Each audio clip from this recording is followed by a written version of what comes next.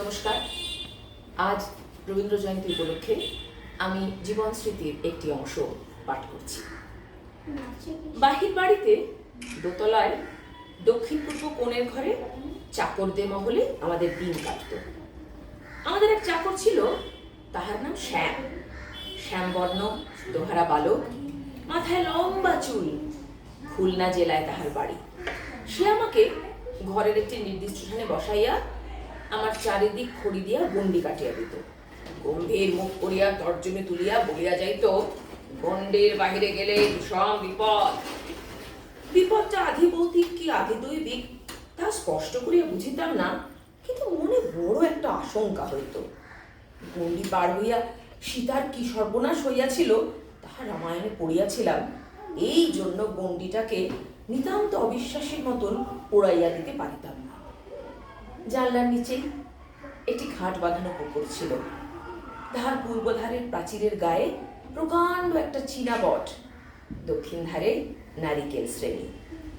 গণ্ডি বন্ধনের মধ্যে বন্দি আমি জানলার খড়খড়ি খুলিয়া প্রায় সমস্ত দিন সেই পুকুরটাকে একখানা ছবির বহির মতো দেখিয়া দেখিয়া কাটাইয়া দিতাম।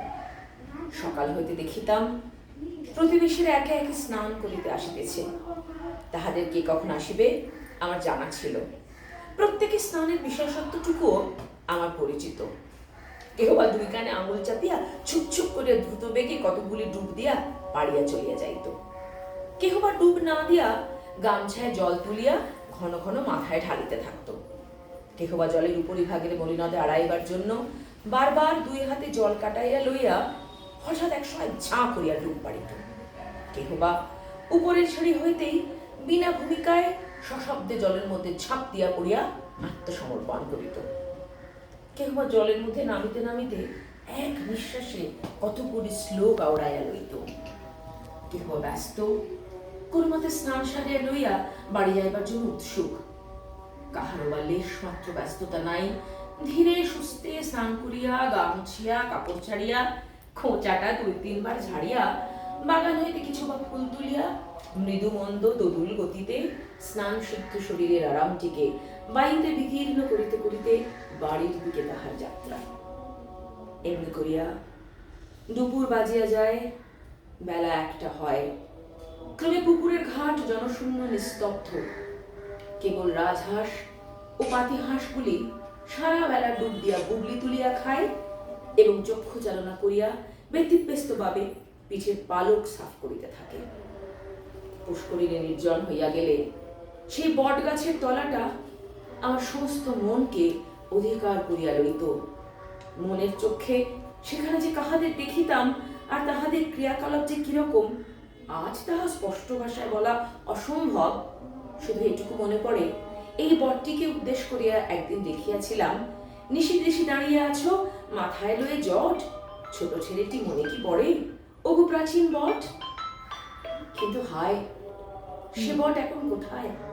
যে পুকুরটি ছিল বনস্পতির অধিষ্ঠাত্রী দেবতার দর্পণ ছিল, তাহাও এখন নাই। যাহারা স্নান করিত তাহারা অনেকেই এই অন্তর্হিত বট গাছের ছায়ারই অনুসরণ করিয়াছে।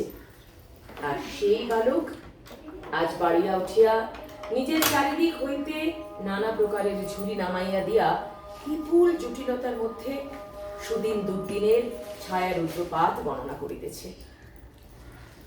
বাড়ির বাহিরে আমাদের যাওয়া বারণ ছিল। এমনকি বাড়ির ভিতরেও আমরা সর্বত্র যেমন খুশি যাওয়া আসা করিতে পারিতাম না। সেই জন্য বিশ্ব প্রকৃতিকে আলাদা আবদাল হইতে দেখিতাম। দূর এখনো দূরে, বাহির এখনো বাহিরে। তাই বড় হইয়া যে কবিতাটি লিখিয়াছিলাম তাহাই মনে পড়ে। সোনার পাখি ছিল, খাঁচার পাখি ছিল সোনার খাঁচাটিতে, বনের পাখি ছিল বনে, একদা কি করিয়া মিলন হলো দোহে, কি ছিল বিধাতার মনে। বনের পাখি বলে খাঁচার পাখি আয়, বনেতে যাই দোহে মিলে। খাঁচার পাখি বলে বনের পাখি আয়, খাঁচায় থাকে নিরিবিলে। বনের পাখি বলে না, আমি শিকলে ধরা নাহি দিব। খাঁচার পাখি বলে হায়, আমি কেমনে বনে বাহিরিব।